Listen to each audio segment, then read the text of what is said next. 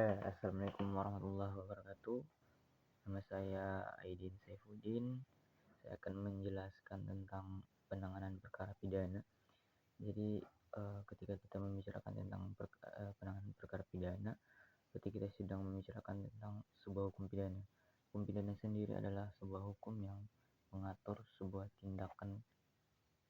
yang tindakan tersebut ketika dilanggar akan mendapatkan sanksi. Jadi dalam hukum pidana sendiri, dalam pengklasifikasiannya itu terbagi menjadi dua, yaitu hukum pidana material dan formil. Dalam hukum pidana material itu mengatur tentang materi dari sebuah hukum pidana itu sendiri, yaitu apa materinya, yaitu tindakan yang dikenakan sanksi dan sanksi itu sendiri. Kemudian apa itu hukum pidana formil? Hukum pidana formil ya cara mempertahankan hukum pidana material atau biasa kita sebut dengan proses beracara. Jadi yang kita akan bahas di sini adalah proses beracara, yang lebih khususnya itu penanganan perkara pidana. Jadi dalam penanganan perkara pidana itu melalui beberapa proses ya. Ketika sebuah perkara pidana itu akan dijadikan sebuah perkara, dia harus memenuhi sebuah unsur delik, sebuah unsur tindakan pidana itu sendiri. Jadi dalam hukum pidana dia terbagi menjadi peristiwa biasa dan peristiwa pidana. Jadi dalam peristiwa pidana itu harus memenuhi unsur delik yang pada prosesnya unsur delik itu terbagi atas dua, delik biasa dan delik aduan. Ketika teman-teman melihat bahwa delik biasa adalah sebuah ketika sebuah tindakan kejahatan atau tindakan pidana itu terjadi dalam sebuah masyarakat, terus dia melanggar ketertiban umum atau merugikan masyarakat secara umum, itu bisa ditindaklanjut oleh negara. Sedangkan untuk delik aduan sendiri perlu ada aduan khusus untuk ditindaklanjuti tindak pidana ini. Nah, untuk proses, jadi teman-teman perlu tahu bahwa dalam mata kuliah keadvokatan kita fokus membahas tentang kerja-kerja advokat dalam penanganan perkara pidana. Jadi seorang advokat itu bisa menangani dia sebagai korban, sebagai pelapor, maupun dia sebagai terlapor. Namun dalam kerja-kerjanya, seorang advokat ketika menangani sebuah perkara pidana pelapor, tapi dia seorang korban, itu biasanya hanya sampai tahap kepolisian ya. Karena ketika selesai kepolisian, seorang advokat hanya akan mengawasi kerja-kerja atau mengawasi kerja-kerja dari kejaksaan, terus persidangan, tapi tidak mendampingi langsung seorang klien. Jadi beda halnya dengan ketika mendampingi seorang terlapor.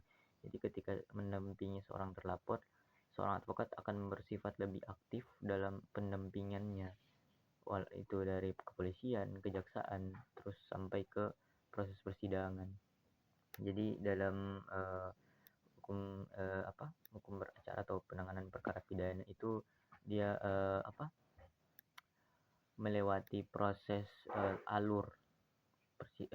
tahapan proses penanganan perkara pidana. Itu dimulai dari proses penyelidikan ya. Ketika proses penyelidikan itu seorang advokat atau seorang pihak kepolisian akan melakukan upaya untuk mengetahui apakah suatu peristiwa dapat dikategorikan sebagai tindak pidana. Pada tahap ini seorang penyelidik mengumpulkan informasi awal, melakukan wawancara, apakah atau mengumpulkan barang bukti sehingga seorang tersebut orang yang diduga tersebut akan eee, dapat melanjutkan ke proses penyidikan. Nah, kemudian dalam proses kedua yaitu penyidikan.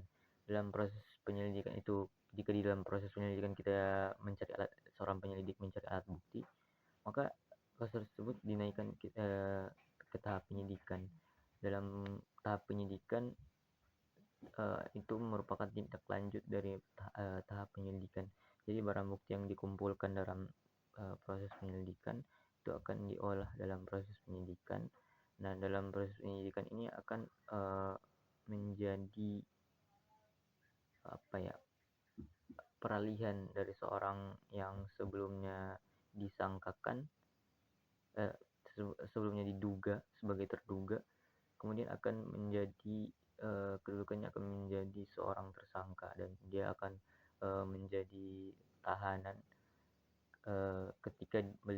ketika dia melewati proses penyidikan. Dan proses penyidikan ini harus memenuhi alat bukti.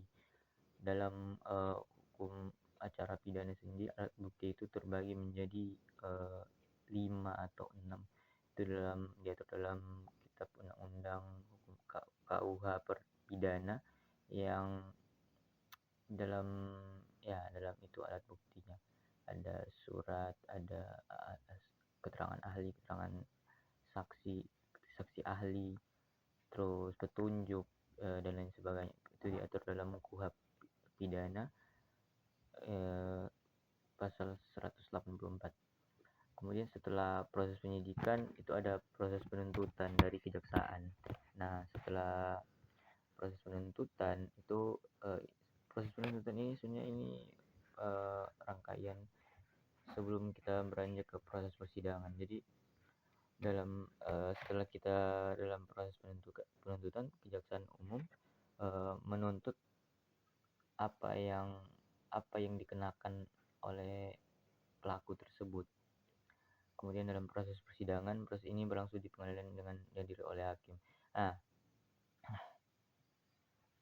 dalam proses pidana itu rangkaian persidangannya itu dimulai dari dakwaan, kemudian pledoi, kemudian setelah pledoi pembelaan dari si pelaku, kemudian ada pledoi, terus eksepsi, terus ada replik, kemudian ada duplik, kemudian ada kalau di pidana sendiri itu pembuktian biasanya di awal, sedangkan dalam perdata itu pembuktiannya biasa di akhir. Nah, kemudian itu saja mungkin dari penanganan perkara pidana. Sedangkan dalam perkara perdata itu, teman-teman perlu ketahui bahwa hukum perdata ya hukum yang private, yang mengatur tentang pelanggaran hak-hak dari individu-individu yang merasa dirugikan, baik oleh individu, kelompok, ataupun negara.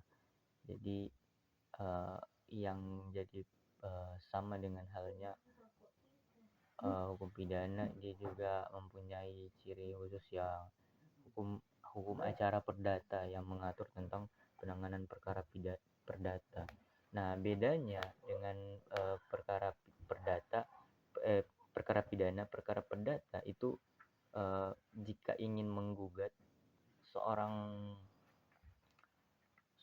yang merasa dirugikan ini bisa langsung menggugat ke pengadilan, tidak melalui proses dari kepolisian, kejaksaan, dan lain sebagainya, karena melanggar haknya sendiri, dan itu bisa langsung ke proses pengadilan.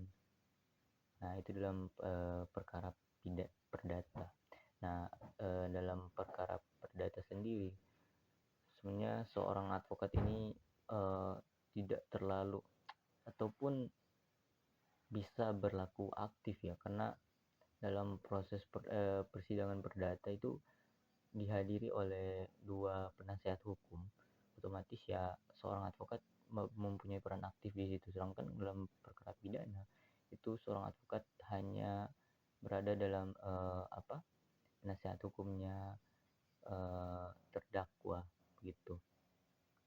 Terus dalam perkara perdata itu ya tadi yang saya bilang bahwa pembuktiannya itu bisa saja di akhir ya. Mungkin itu saja dari saya. Kalau ada salah kata mohon dimaafkan. Assalamualaikum warahmatullahi wabarakatuh.